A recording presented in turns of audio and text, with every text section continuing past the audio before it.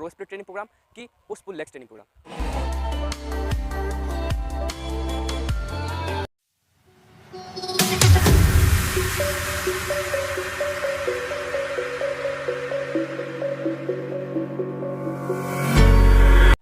Hey everyone and welcome back to a new video. तो इस video में हम लोग बहुत ही एक कंट्रोवर्शियल टॉपिक के बारे में बात करने जा रहे हैं कि सबसे अच्छा ट्रेनिंग प्रोग्राम कौन सा है, आपके लिए कौन सा सूटेबल है, प्रो स्प्लिट ट्रेनिंग प्रोग्राम की push pull legs training programme. तो मैं होप करता हूं कि अगर आप ये वीडियो लास्ट तक देखिएगा तो आपको ये आज पता चल जाएगा कि इस दोनों में से बेस्ट ट्रेनिंग प्रोग्राम आपके लिए कौन सा है, और या फिर आपको एक अलग से ट्रेनिंग प्रोग्राम अपने लिए बनाने की ज़रूरत है। तो बिना टाइम वेस्ट किए डायरेक्टली चलते हैं वीडियो पर। तो जब आप एक नॉर्मल बंदे हैं जो रेगुलर वर्कआउट करता है, तो अगर आप अपना रेगुलर वर्कआउट करने के बाद भी आप में इतनी इंटेंसिटी होती है कि आप दूसरा वर्कआउट परफॉर्म करना चाह रहे हो, लेकिन आपके पास कोई वर्कआउट एक्स्ट्रा बचा नहीं होता उस दिन के हिसाब से, देन आपको अपने वर्कआउट में स्प्लिट की ज़रूरत होती है।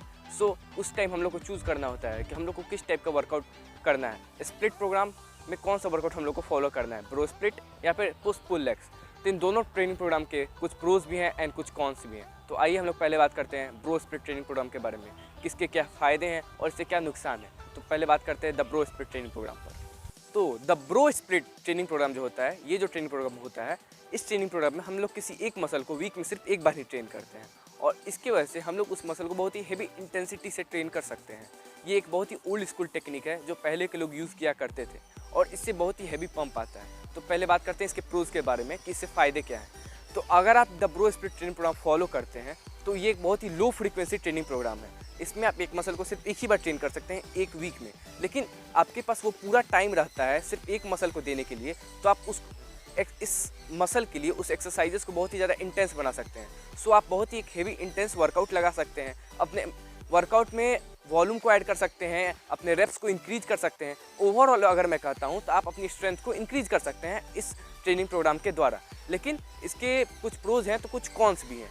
तो इसके कॉन्स ये हैं कि आप 2 से 3 बार इस वर्कआउट में एक मसल को ट्रेन नहीं कर सकते हैं।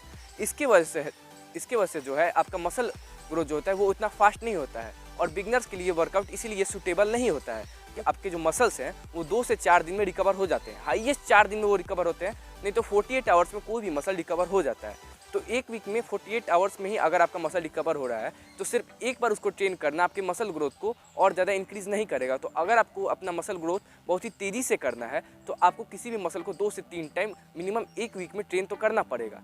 तो ये चीज़ इस ट्रेनिंग प्रोग्राम में आप नहीं कर सकते हैं। तो इसकी वजह से इसका पहला कौन तो यही हो जाता है कि आपका जो मसल ग्रोथ है वो उतना फास्टर नहीं होता है अगर आप एक बिगनर लेवल के एथलीट है। दूसरी बात, अगर आप उतना heavy intense workout as a beginner करते हैं तो आप में इंजरी होने के बहुत ज़्यादा चांसेज होता है। तो इसीलिए ये वर्कआउट बिगनर के लिए उतना सूटेबल नहीं है।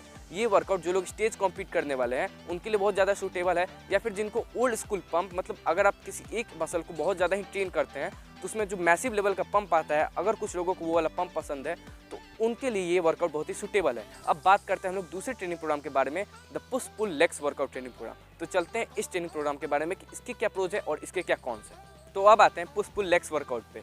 तो पुश पुल लेग्स, इसका नाम ऐसा क्यों रखा गया?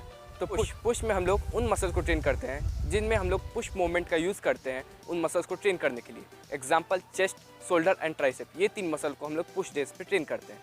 पुल डेज पे हम लोग वो मसल को ट्रेन करते हैं जिनमें हम लोग पुल मूवमेंट से मसल्स को ट्रेन करते हैं। इसका एग्जांपल हो गया बैक, बाइसेप एंड हम लोगों के रियर डेल्ट्स को। इनमें हम लोग पुल मूवमेंट्स का यूज़ करते हैं इस मसल्स को ट्रेन करने के लिए। इस तरह लेग्स में हम लोग लोअर बॉडी में जैसे कि ग्लूट्स, हैमस्ट्रिंग, काफ, ये सब मसल्स को ट्रेन करते हैं। तो इस एक्सरसाइज ट्रेनिंग रूटीन के भी कुछ प्रोज हैं एंड कुछ कॉन्स हैं। तो पहले बात करते हैं इसके प्रोज की। तो पुश पुल लेग वर्कआउट का प्रोज ये है कि ये फास्टर मसल ग्रोथ में आपकी मदद करता है। क्यों? क्योंकि पुश पुल लेग वर्कआउट का जो है फ्रीक्वेंसी जो है वर्कआउट परफॉर्म करने का ये ज़्यादा है आपका प्रो स्प्लिट वर्कआउट से। इसमें जो है आप 2 से 3 बार एक मसल को ट्रेन कर सकते हैं एक वीक में। ये एक हाई फ्रीक्वेंसी वर्कआउट प्रोग्राम है ये। तो इसका आपको ये फ़ायदा होता है कि ये बिगनर्स को वो जल्दी मसल गेन करने में मदद करता है। तो इसका पहला प्रूफ तो ये हो गया। दूसरा ये होता है कि इसमें आप सारे एक्सरसाइजेस को, मतलब पुश डेज के दिन आप चेस्ट, शोल्डर एंड ट्राइसेप्स को एक बैलेंस टाइप में ट्रेन करते हैं। तो इसकी वजह से आपका मसल इम्बैलेंस जो है वो कि नहीं होता है। तो ये भी एक बहुत बड़ा इसका फ़ायदा है। और फ़ायदा है कि आपका टाइम, इसका लास्ट फ़ायदा ये है कि आपके पास टाइम कितना है। अगर आपका मान लीजिए आपके पास सिर्फ हफ्ते में 3 दिन है ट्रेन करने को, तो आप push pull legs easily follow कर सकते हैं। लेकिन अगर आपके पास हफ्ता में 6 दिन है, तब भी आप 1 से 2 बार अपने मसल्स को ट्रेन कर सकते हैं। तो ये आपके टाइम को सेव करता है। तो ये टाइम के लिए भी, अगर आपके पास कम टाइम है तभी ये वर्कआउट स्प्लिट जो है आपके लिए बेस्ट हो सकता है। अब बात करते हैं इसके कॉन्स की, कि इसकी कॉन्स क्या है। तो इसका पहला कॉन्स ये है कि आप इसमें हेवी इंटेंसिटी ट्रेनिंग नहीं कर सकते हैं। क्यों? क्योंकि ये एक जो है, इसमें हम लोग 2 से 3 मसल को एक बार में ट्रेन करते हैं। तो इसकी वजह से आप बहुत ज़्यादा हेवी और इंटेंस नहीं जा सकते हैं, क्योंकि ये बहुत ज़्यादा तब टाइम टेकन हो जाएगा और आपके बॉडी में उतनी ज़्यादा ताकत भी नहीं रहेगी कि आप एक बार में 3-3 मसल में बहुत ज़्यादा इंटेंस जा पाएँ। तो इसका पहला कॉन्स तो ये हो गया।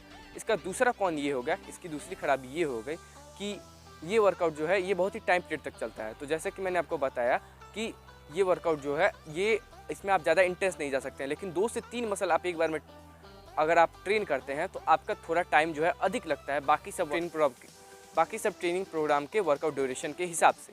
इसका तीसरा कॉन ये है कि कभी कभी क्या होता है कि आप एक मसल ग्रुप को पहले ट्रेन किए रहते हैं पुश डेज के दिन या फिर पुल डेज के दिन, तो वो अभी तक शोर रहता है। अगर वो 2 दिन में आपका रिकवर नहीं हुआ होता है तो वो मसल ग्रुप शोर रहता है, तो आप उसको सही तरीके से ट्रेन नहीं कर पाते हैं कभी कभी। तो ये एक तीसरी इसकी दिक्कत है कि ये जो है कभी कभी मसल शोर रहता है, तो आपको ट्रेन करने में उतना अच्छा मोटिवेटेड आप फील नहीं करिएगा। तो ये इसके 3 जो है कॉन्स हो गए इस वर्कआउट के। अब बात करते हैं कि आपके लिए बेस्ट और सूटेबल कौन सा रहेगा। तो ये 3 चीज़ पे डिपेंड करता है। पहला कि आपका एक्सपीरियंस लेवल कैसा है।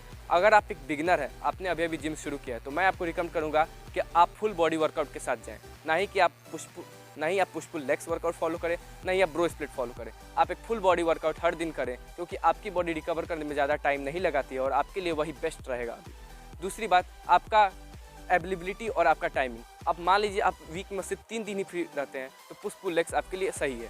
अगर आप वीक में 6 दिन फ्री रहते हैं और आपको बहुत इंटेंस जाना है, तो ब्रो स्प्लिट आपके लिए सही है। या फिर आप वीक में 4 से 5 डेज ही फ्री रहते हैं, तो आप चाहें तो अपने लिए एक अलग से ट्रेनिंग प्रोग्राम भी बिल्ड कर सकते हैं। जैसे कि आप चेस्ट के साथ ट्राइसेप्स कर सकते हैं, जिसमें चेस्ट आपका प्राइमरी होगा और ट्राइसेप्स सेकेंडरी होगा, और शोल्डर्स को आप दूसरे दिन कर सकते हैं। तो आप अपना ट्रेनिंग शेड्यूल अपने हिसाब से भी डिज़ाइन कर सकते हैं। और तीसरी चीज़ आपकी डाइट।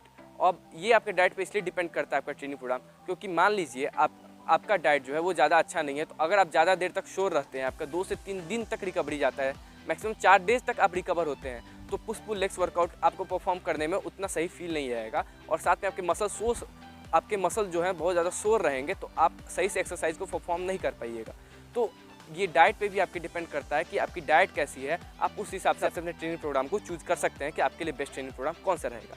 और अगर आप चाहें तो अपना एक अलग से ट्रेनिंग प्रोग्राम बिल्ड कर सकते हैं जो कि आपके पसंद का हो। जैसे कि मैं ऐसे ट्रेनिंग प्रोग्राम को बिल्ड किया हुआ हूँ अपने, कि मैं चेस्ट जो है, मान लीजिए मेरा मंडे को चेस्ट है, तो मैं चेस्ट के साथ उसका सेकेंडरी मसल जो इसमें इन्वॉल्व होता है सबसे ज़्यादा, ट्राइसेप, मैं उसको ट्रेन करता हूँ। तो मैं चेस्ट उस दिन इंटेंस जाऊँगा और ट्राइसेप जो है उस दिन सिर्फ पंप के लिए 3 से 4 सेट्स मारता हूँ ऑन मंडे। और जब मेरे उसको अगली बार ट्रेन करने का बारी आता है ऑन थर्सडे, तो उस दिन मैं चेस्ट 3 से 4 सेट ही परफॉर्म करता हूँ, जिसमें मैं बहुत ही लो वेट सिर्फ उसको एक पंप लाने की कोशिश करता हूँ, और ट्राइसेप जो है मैं बहुत ज़्यादा इंटेंस जाता हूँ। तो इस तरह का एक मेरा ट्रेनिंग प्रोग्राम हो गया। तो इस तरह आप अपना भी ट्रेनिंग प्रोग्राम अपने अवेलेबिलिटी और अपने एक्सपीरियंस के हिसाब से एक बना सकते हैं। अगर आप चाहें तो मैं अपने ट्रेनिंग प्रोग्राम पे एक अलग वीडियो भी बना दूंगा। सो मिलते हैं नेक्स्ट वीडियो में।